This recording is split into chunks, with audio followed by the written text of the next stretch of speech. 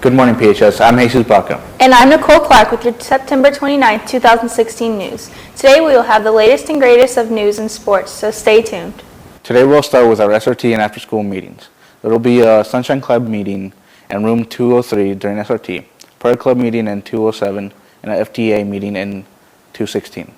There will be a swim and dive boys-girls color meeting today in the cafeteria. Robotics will have a meeting today after school in room 141 from 3:30 to 5:30. During the sophomore and freshman class assemblies on Tuesday, a few students were selected to receive awards.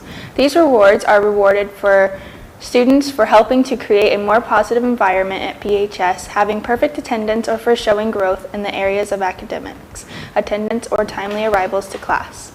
For the first Federal Savings Bank Student of the Month, the freshman winner was Dallas Fry, who was nominated by Miss Legan, who said that Dallas handled a situation in class with great respect and maturity. The sophomore winner of the award was Josie Edwards, who was nominated by Mr. Ames, who said, "Josie shows up every day with a great attitude." For the Teachers Credit Union Perfect Attendance Award, the freshman winner was Andrew Himes, who was selected out of 86 freshmen with perfect attendance for the month of August. The sophomore winner was Alexander Vanza, who was chosen out of 107 sophomores with perfect attendance in August. Now, last but not least, we have the first Swartz Bank Growth Award. The freshman winner was Chloe Hugh, who was nominated by Miss Selner, who said Chloe made an awesome transition to PHS. Good job. The sophomore award winner was Haley Van Berkom, who was nominated by Mr. Russ, who said Haley had such a good attitude this year and was hardworking and not only kept up with her homework, but has taken upon herself to help others. October 10th through October 14th, Jobs for America's Graduates, also known as JAG, is having a flower fundraiser during lunch. Teachers or students can purchase a beautiful flower to give to someone they feel needs a lift of happiness. The event was originally planned for a Sweetest Day, which is October 15th, but the flowers don't have to be purchased for your sweetie. They can also be purchased as a random act of kindness. And there'll be carnations, and when they pay for them, they will sign a piece of paper that says if they want a little note on them or not, and then we as a JAG team will get together and we'll put the little notes on the flowers, and then we will distribute them on October 14th.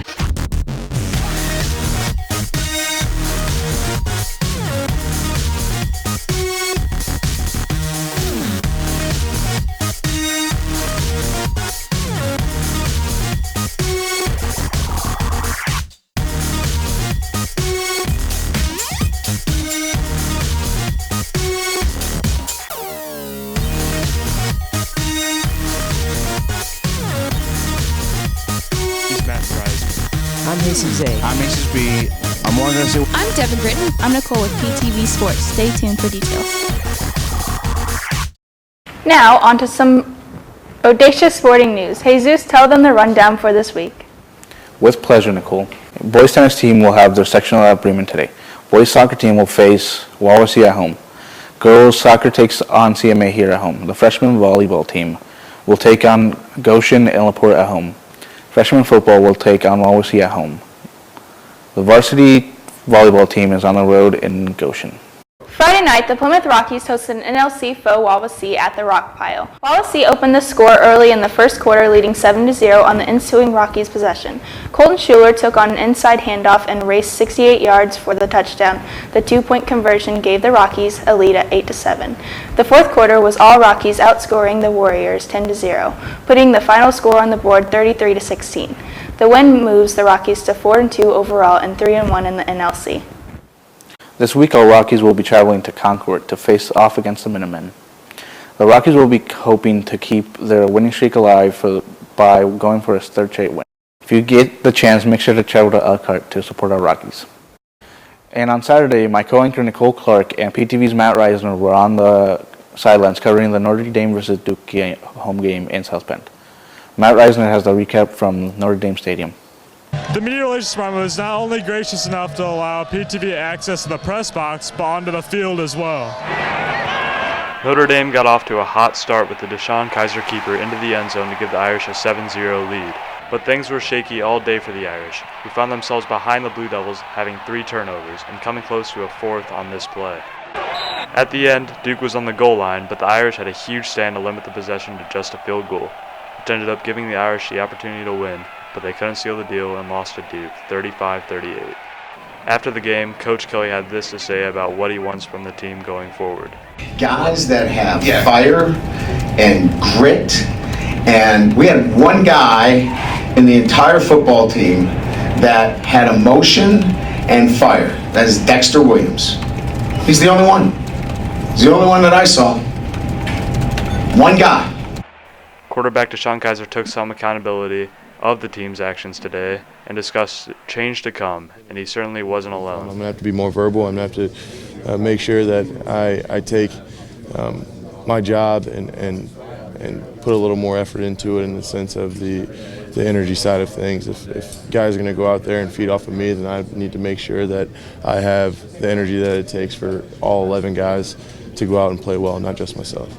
I think we're going to come together as a team, and discuss about it, the players. We got a lot of quiet guys, me being one of them. I'm going to start speaking up.